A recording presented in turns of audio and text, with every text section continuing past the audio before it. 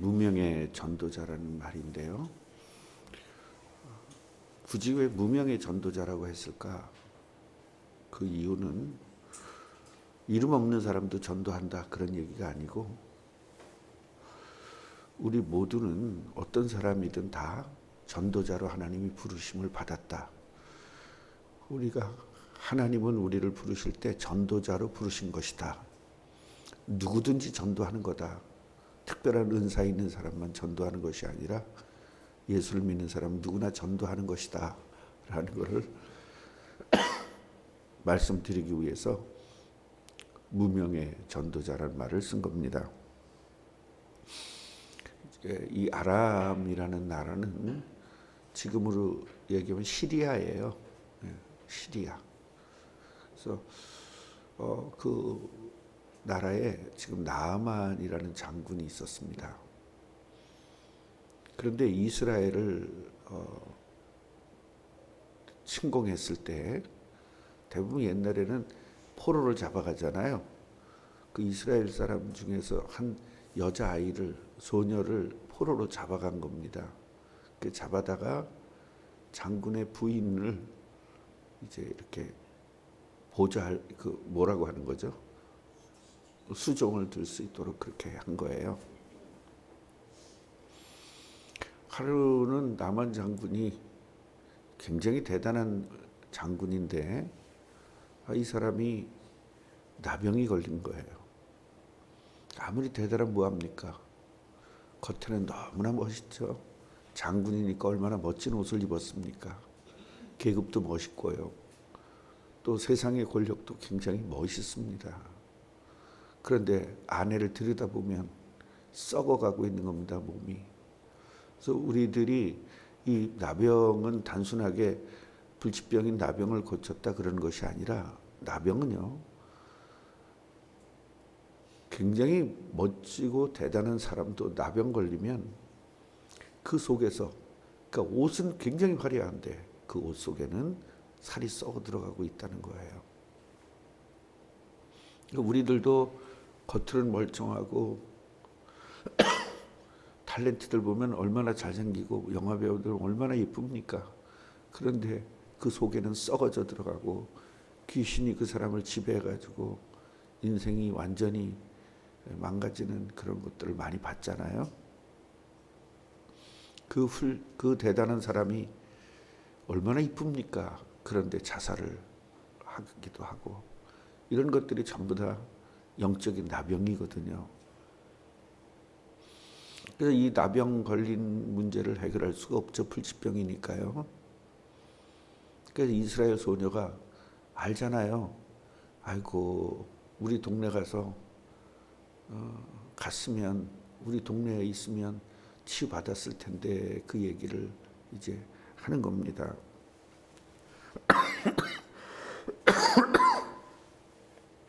우리 동네는 선지자가 계신데 그 선지자는 하나님의 능력을 베풀 수 있는 분이기 때문에 그분 앞에 있었으면 치유받을 건데, 그렇게 얘기를 했습니다. 그래서 아내가 그 어린아이의 말을 듣고, 그 아내가 나아만한테 얘기한 겁니다. 여보, 저 이스라엘 가면 당신 고칠 수 있대, 나병. 사람이 급하면 지푸라기도 붙잡는 심정이잖아요. 그 말을 듣고, 그래, 그럼 가보자. 그래서 이제 왕에게 가서 얘기를 한 거예요. 제가 이렇게 나병 때문에 고통을 당하고 있는데 소문을 들으니까 이스라엘 가면 고칠 수 있답니다. 그래서 좀 다녀와야 되겠습니다. 그렇게 왕에게 얘기를 했죠. 그래서 항상 들어가고 나가는 것은 항상 보고를 잘해야 되는 거예요. 사람이 제대로 살려면 보고를 잘해야 돼요. 가정에서도 보고를 잘해야 되고, 가면 간다, 들어왔으면 들어왔다, 항상 인사를 잘 해야 되는 거거든요. 그래서 이 나만 장군이 될 수 있었던 것도 이런 인격을 가지고 있는 겁니다. 웃사람에게 가서 정확하게 인사하고 또 그래야 된다. 그래서 오케이를 해줬어요. 왕이. 내가 편지를 써주겠다. 이스라엘에게. 이스라엘 왕에게 편지를 써줄 테니까 넌 가가지고 이 편지를 가서 치료받고 와라. 그래서 편지를 써줬습니다. 그 편지를 읽은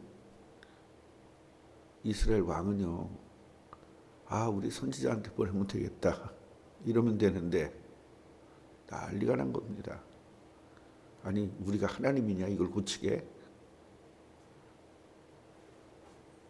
아마 저 아람 왕이 우리를 시비해가지고 전쟁 치르려고, 전쟁하려고 지금 우리한테 시비 거는 거다. 이렇게 생각을 하죠. 그러니까 오늘 우리가 깨달아야 될 것이 뭐냐면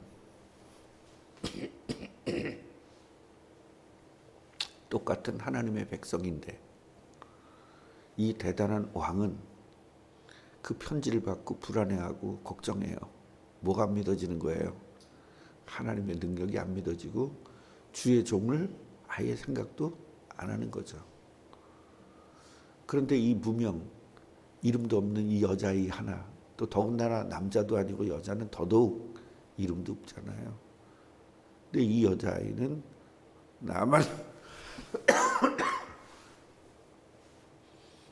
장군의 그 암을 그 나병을 고치고요. 그리고 거기다가 여호와의 이름을 전파하는 전도를 하게 된 겁니다. 대단한 목사가 전도 잘하는 것도 아니고요. 훌륭한 목사가 전도 잘하는 것도 아니고요.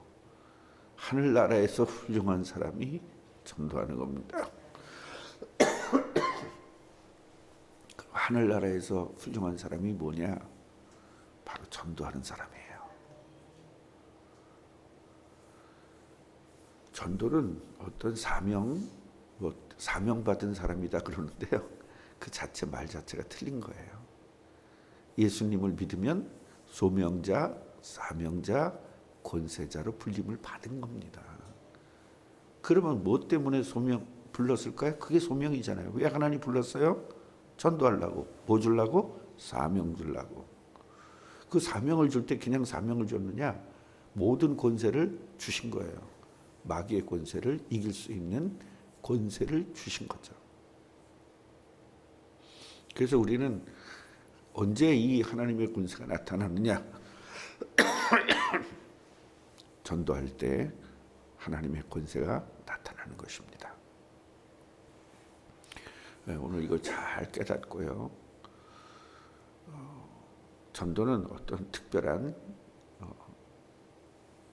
뭘 받아야 되는 게 아니다.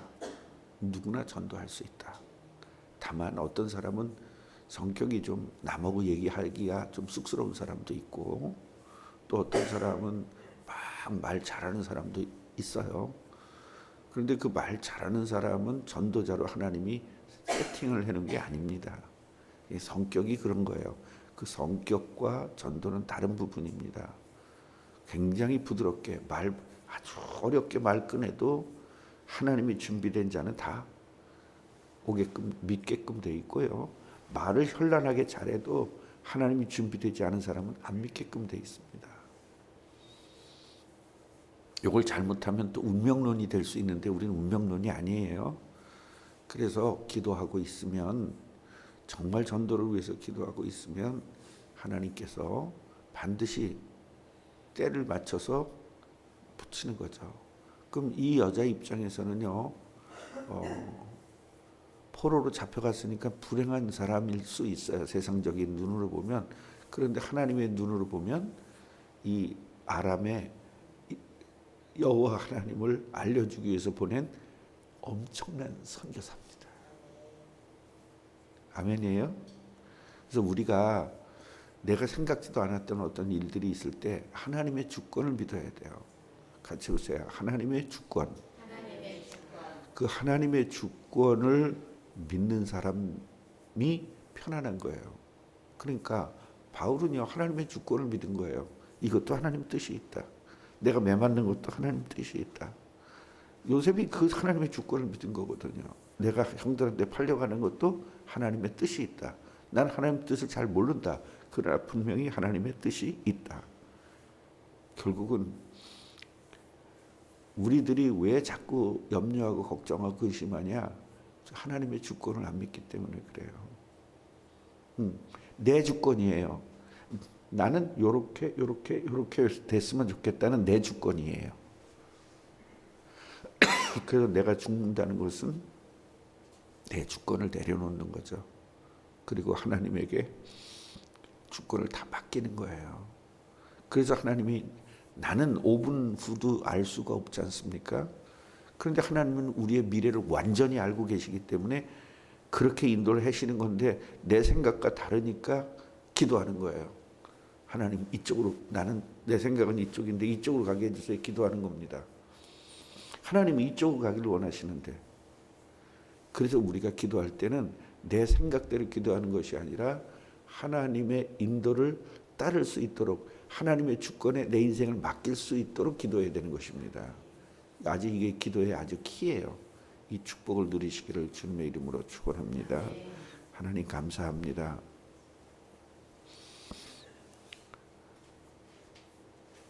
정말 재수없게 끌려가고 재수없게 포로로 잡혀간 것 같지만 사실은 아람의 이 시리아의 여호와 이름이 펼쳐지는 참된 전도자로, 선교사로 파송을 받은 것입니다. 하나님, 우리들이 하나님의 주권을 믿게 하여 주옵시고 남들에게 알려지고 대단한 사람이 되는 것이 아니라 정말로 작은 자, 이름 없지만 하나님의 뜻을 전하는, 하나님의 말씀을 전하는, 예수 그리스도를 전하는 삶이 되게 하옵소서. 예수 그리스도 이름으로 기도합니다.